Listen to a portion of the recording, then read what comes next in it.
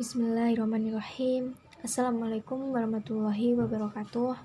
Alhamdulillah, wassalatu wassalamu ala rasulillah, Sayyidina wa maulana Muhammad bin Abdullah, wa ala alihi wa sahbihi wa man ta'a bil da'wati wa sta'na bisudnatihi illa yaumil khaki rabbih. Bertemu lagi dengan saya Triana Dias Jarwo. Di sini saya akan berceramah dengan tema kebahagiaan di masa pandemi. Mata jendela jiwa. Dari mata boleh bercerita tentang apa yang ada di dalam hati. Oleh sebab itu, letak kebahagiaan itu ada di dalam hati. Hati itu bahasa Arabnya kolbu. Kolbu itu 3 huruf. Kob lamba, yang artinya berbalik-balik. Bila kita buka kamus Arabik, apa itu kebahagiaan? Apa itu bahagia? Bahagia itu adalah sa'adah. Orang yang bahagia adalah sa'id. Dan perempuan yang bahagia adalah sa'idah. Nah, kebahagiaan yang kita cari adalah kebahagiaan yang hakiki, bukanlah kebahagiaan yang di ujung lidah di tepi bibir saja, melainkan kebahagiaan yang hakiki adalah orang yang mampu merasakan bersama dengan Allah di saat dia senang, di saat dia susah, dia mampu mengucap Alhamdulillah, karena Allah ada di saat dia susah, dan Allah ada di saat dia senang.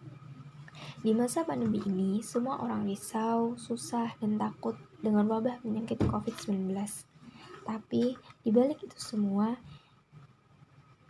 terdapat kebahagiaan tersendiri yang bisa kita rasakan. Jika di masa susah seperti ini, kita senantiasa mengucap Alhamdulillah, kita sampai detik ini masih diberi kesempatan dan kesehatan untuk menikmati kenikmatan yang diberikan oleh Allah.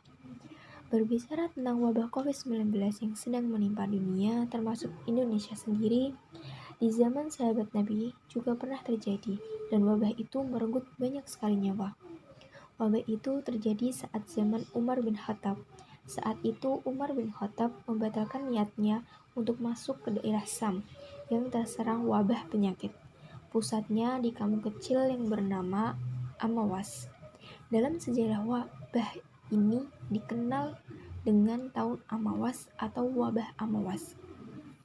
Dalam peristiwa ini banyak sekali sahabat Nabi yang meninggal, di antaranya Mu'az bin Jabal, Abu Jandal bin Husail, dan masih banyak puluhan sahabat yang meninggal dalam peristiwa tersebut. Akhirnya, Gubernur Amawas mendapat solusi untuk wabah penyakit ini dengan cara menyuruh penduduk yang sehat pergi menyingkir ke bukit atau ke pegunungan. Kebijakan itu dinamakan dengan isolasi atau lockdown yang sedang terjadi di masa kita seperti ini. Kita sebagai umat muslim, kita harus percaya bahwa musibah, masalah, penyakit apapun itu datangnya dari Allah dan obatnya dari Allah juga. Kita harus yakin Allah nanti akan memberikan jalan dari masalah yang sedang menimpa kita.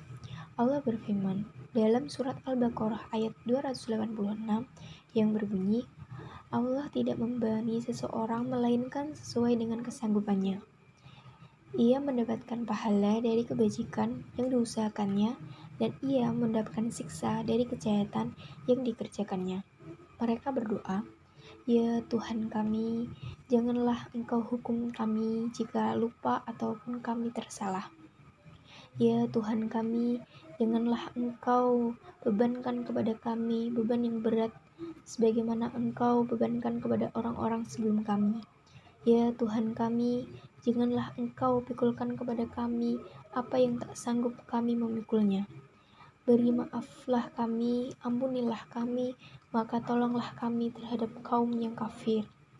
Dari ayat tersebut, dapat kita pahami bahwa Allah tidak membebani seseorang, melainkan sesuai dengan kesanggupannya. Di balik kegelisahan kita akan virus COVID-19 ini, masih ada kebahagiaan yang dapat kita rasakan.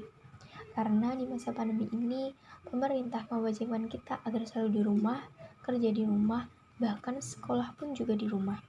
Hal tersebut menyebabkan orang tua kita dituntut untuk kerja di rumah. Nah, dalam hal ini termasuk kebahagiaan yang dapat kita rasakan. Orang tua kita yang tadinya sibuk kerja di kantor atau yang lainnya, di masa pandemi ini, beliau lebih banyak meluangkan waktunya untuk kita. Yang awalnya kita jarang kumpul, kita sulit sekali meluangkan waktu untuk bersama. Di sini kita bisa mewujudkannya.